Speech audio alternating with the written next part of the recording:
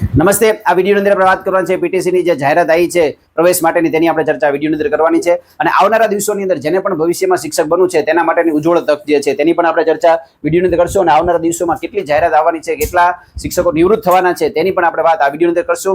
છેલ્લા 2 વર્ષથી જે છે પીટીસીની અંદર જે ક્રેઝ આવ્યો છે, શા માટે આવ્યો તેની પણ ચર્ચા આપણે વિડીયોની અંદર કરવાની છે. તો એડમિશન માટેની પ્રોસેસ કઈ છે તેની આપણે આ વિડીયોની અંદર વાત કરીએ. ચલો, પીટીસી. તો પીટીસી જે છે તેનું નામ જે છે હાલ આપણે જોઈએ ડીએલએડ, એ લોકોએ કાઉન્સમાં પણ લખેલું છે પીટીસી, જેથી કરી અને કોઈને કોઈ પ્રશ્ન ના થાય. ડિપ્લોમા એલિમેન્ટરી એજ્યુકેશન જે આપણે પહેલા પીટીસી તરીકે ઓળખાતું હતું, તો તેની જાહેરાત જે છે એ આવી ચૂકી છે.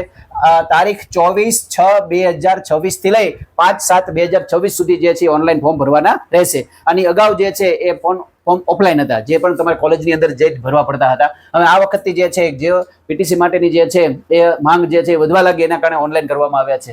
આ ફોર્મ ભરવા માટે જે છે વેબસાઇટ આપણને આપેલી છે ptc.dpegujarat.in અથવા dpegujarat.in. આ વેબસાઇટ ઉપરથી જે છે તમે ફોર્મ ભરી શકશો. તેની માટેની તારીખ જે છે 24/6 થી છે.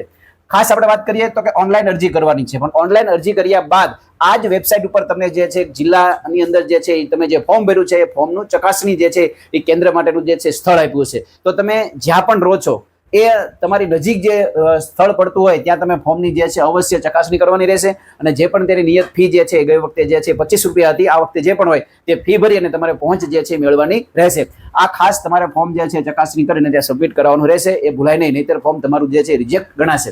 વાત કરીએ કે કોણ પીટીસી કરી શકે, તો જેની પણ લાયકાત 12 પાસ છે અથવા સમકક્ષ ડિપ્લોમા 10 પછી ડિપ્લોમા કર્યું હોય કે આઈટીઆઈ કરેલું હોય, તો તેને જે છે GSHSEB નું પ્રમાણપત્ર જે છે એ રજૂ કરવાનું રહેશે. અહીંયા લઘુત્તમ લાયકાત શું છે કે કોણ જે છે 12મા ધોરણની અંદર કેટલા ટકા હોય તો તમે પીટીસી કરી શકો. તો જનરલ ઉમેદવારો માટે 50% છે. ત્યારબાદ જે છે જોઈએ તો કે SC, ST, EWS, OBC આ તમામ કેટેગરી માટે જે છે 5% છૂટછાટ, એટલે કે 45% હોય તે લોકો જે છે અહીંયા પ્રવેશ કરી શકશે.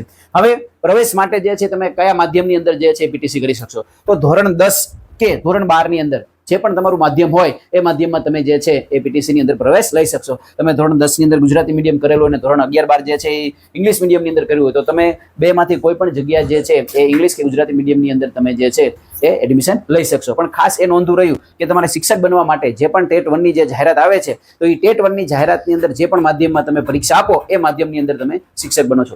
ત્યારબાદ આપણે જોઈએ વય મર્યાદા. તો વય મર્યાદા કેટલી છે, તો કે 1/7/2024 ના રોજ જેના 30 વર્ષ પૂર્ણ થાય છે એ તમામ લોકો જે છે આની અંદર એડમિશન લઈ શકશે. અને કેટેગરીના ઉમેદવારો જે છે SC, ST, EWS, OBC તો તમામને જે છે 5 વર્ષની છૂટછાટ, એટલે કે 35 વર્ષની ઉંમર હોય તો પણ એ ફોર્મ ભરી શકશે. આની અંદર પણ થોડો ઉંમરમાં વધારો કર્યો છે, ગઈ વખત કરતા વધારો છે. અનામત, તો આની અંદર એડમિશન માટે જે અનામત જે ટકાવારી છે તેમાં આપણે જોઈએ તો SC કેટેગરીમાં 7%, ST કેટેગરીમાં 15%, SCBC માં 27%, EWS માં 10% અને વિકલાંગ જે છે તેના માટે 5% જે છે રિઝર્વેશન રાખેલું હોય છે. તો આ સમગ્ર જે છે આપણે એડમિશનની જે છે પ્રક્રિયા તેની આપણે ચર્ચા કરી.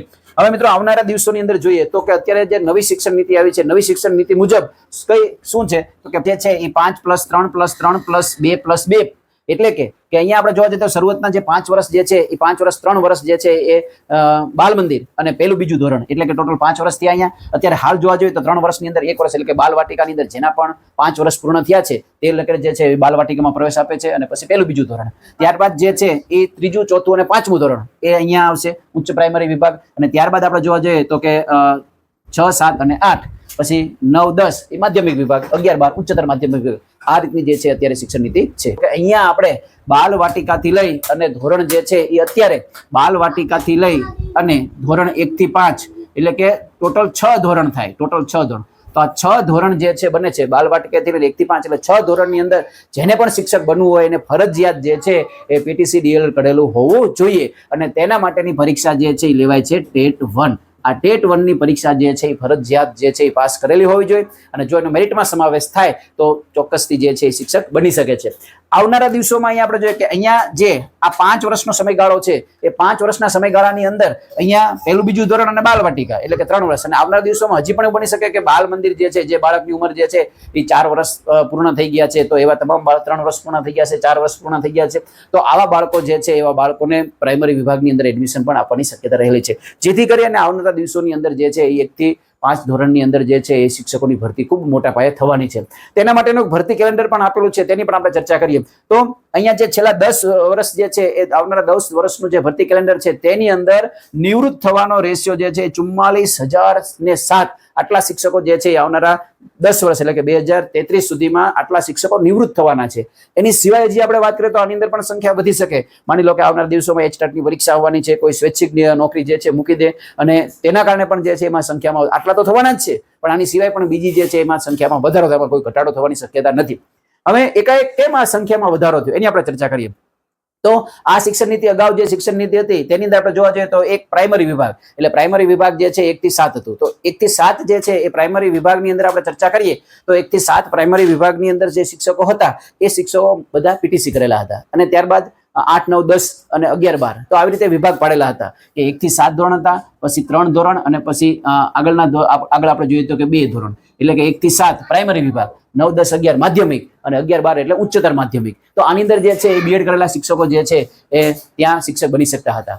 જ્યારથી નવી શિક્ષણ નીતિ લાગુ પડી અને એની અગાઉ પણ જે છે એ જે પણ રેશિયો જે છે પ્રાઇમરી અને ઉચ્ચ પ્રાઇમરી બે ભાગ પાડવામાં આવ્યા ત્યારે આપણે જોવા જઈએ તો કે પ્રાઇમરી વિભાગ એટલે કે 1 થી 5 અને ઉચ્ચ પ્રાઇમરી એટલે કે 6 થી 8 તો આની અંદર જે છે એ શિક્ષકોને અહીંયા વિકલ્પ આપવામાં આવ્યા હતા કે જે પણ શિક્ષકોએ પીટીસી કરેલું છે તે તમામ શિક્ષકો જે છે એ ધોરણ 1 થી 5 ની અંદર એનો સમાવેશ થાય. તો જે પણ શિક્ષકો જૂના હતા એ તમામ શિક્ષકો 1 થી 5 ની અંદર એનો સમાવેશ થયો. પછી પીટીસી કરેલું હોય પ્લસ કોલેજ કરેલી હોય તો એ લોકોને 6 થી 8 ની અંદર જે છે એ વિકલ્પ આપતા હતા. તો એ શિક્ષકો 6 થી 8 ની અંદર એટલે મોટાભાગના શિક્ષકો 1 થી 5 ની અંદર સમાવેશ થયો. એટલે છેલ્લા 10 વર્ષમાં 6 થી 8 ની અંદર મોટા પાયે ભરતીઓ થઈ અને અહીંયા ભરતીઓની સંખ્યા જે છે ઓછી હતી કારણ કે શિક્ષકો મોટાભાગે આમાં સમાવેશ થઈ ગયા હતા. તો આવનારા દિવસોમાં નિવૃત્ત પણ વધારે થશે. તો કયા ધોરણની અંદર 1 થી 5 ની અંદર જે શિક્ષકો નોકરી કરે છે તે અને એ છેલ્લા 10 વર્ષમાં કેટલા નિવૃત્ત થશે તો એ પણ મેં તમને આંકડો કીધો 44,007 અને તેના કારણે જે છે એ આવનારા દિવસોમાં ભરતી પણ જે છે એ આવવાની છે. તો અહીંયા દર વર્ષે કેટલી ભરતી આવવાની છે તેનું પણ એક ભરતી કેન્દ્ર આપે અને એ મુજબ ભરતીઓ પણ થવા લાગી છે. 2024 ની અંદર 6,173, 2025માં 7,500. અહીંયા આપણે જોવા જઈએ તો કે 2024 ની અંદર આપણે ભરતી જોવા જઈએ તો કે 2024 ની અંદર જે છે એ લગભગ 5,000 ભરતી સામાન્ય ભરતી હતી અને બીજી ભરતી જોવા જઈએ તો કે આપણે કચ્છની સ્પેશિયલ 2500 એટલે કે 7,500 ની જે છે ગઈ વખતે ભરતી થઈ ગઈ અને એની અંદર પણ ઘણી બધી જગ્યાઓ ખાલી રહી. 2026માં 6,000 એટલે 2026 ની આપણે જો વાત કરવા જઈએ તો કે અત્યારે 2026 ને અંદાજે 11,000 ની જે છે એ જાહેરાત આવી ચૂકી છે. તેના માટેના ફોર્મ પણ ભરાઈ ગયા છે. તો આ જાહેરાત આવી ગઈ છે. હવે આવનારા દિવસોની અંદર તમે જો આ 11,000 જગ્યા પણ આ વખતે નહીં ભરાય કારણ કે એટલા ઉમેદવારો મળતા નથી.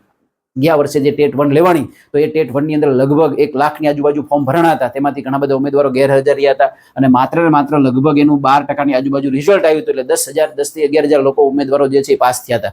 એટલે 11,000 ની જાહેરાત છે એટલા ફોર્મ પણ ભરાતા નથી એટલે જગ્યાઓ ખાલી રહે છે. અને આવનારા વર્ષની અંદર જોવા જાવ તો 2027માં 5,000, 2028માં 29માં 0 છે પણ લગભગ આમાં ખાલી રહે તો તેમાં પણ આવવાની શક્યતા છે. 2030માં 5,000, 31માં 5,000, 2032માં 15,000, 2033માં 8,942 એટલે કે 10 વર્ષના ભરતી કેન્દ્રની અંદર ટોટલ 23,000 શિક્ષકોની જે છે એ ભરતી થવાની છે.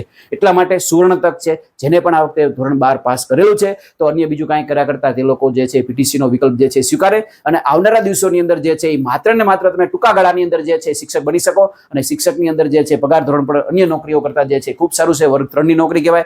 તમે 5 વર્ષ પૂર્ણ કરો એટલે તરત તમને જે છે 2400 નો ગ્રેડ પે લાગુ પડે. તમે 9 વર્ષ પૂર્ણ કરો એટલે તમને 4200 નો ગ્રેડ પે જે છે લાગુ પડે છે. આપણી યુટ્યુબ ચેનલની અંદર જે છે તમને શિક્ષકોને મળતો પગાર પ્રાઇમરી, માધ્યમિક અને ઉચ્ચ માધ્યમિક આ તમામનો જે છે પગાર માટેનો વિડીયો પણ આપણે એક સરસ મજાનો બનાવેલો છે. તો ચોક્કસથી તમે જે છે એ જોઈ શકશો. બીજી મિત્રો આપણે વાત કરીએ કે જે પણ અત્યારે પીટીસી કરે છે એ સાથે સાથે એક્સટર્નલમાં કોલેજ પણ શરૂ કરી દેવી. તમે અત્યારે 2 વર્ષ પીટીસી કરશો અને સાથે એક્સટર્નલમાં કોલેજ ચાલુ કરી દેવી. એક્સટર્નલમાં તમે કોલેજ શરૂ કરશો જેવા તમારા કોલેજના જે છે એ પીટીસીના 2 વર્ષ પૂર્ણ થાય, કોલેજના પણ 2 વર્ષ પૂર્ણ થઈ જશે અને પછી ત્રીજું વર્ષ તમે પૂર્ણ કરશો એટલે તમે 1 થી 5 ની સાથે સાથે 6 થી 8 ની ટેટ 2 ની પરીક્ષા પણ આપી શકશો. જ્યારે તમે બીએડ કરવા માટે તમારે પહેલા કોલેજ પૂર્ણ કરી પછી તમે બીએડ કરી શકો. જ્યારે અહીંયા તમે ડીએલએડ કરો, પીટીસી તમે કરો તો માત્ર ને માત્ર તમે 2 વર્ષની અંદર આ વર્ષે અને આવતા બીજા વર્ષમાં તો તમે ટેટ 1 ની પરીક્ષા પણ આપી શકો છો.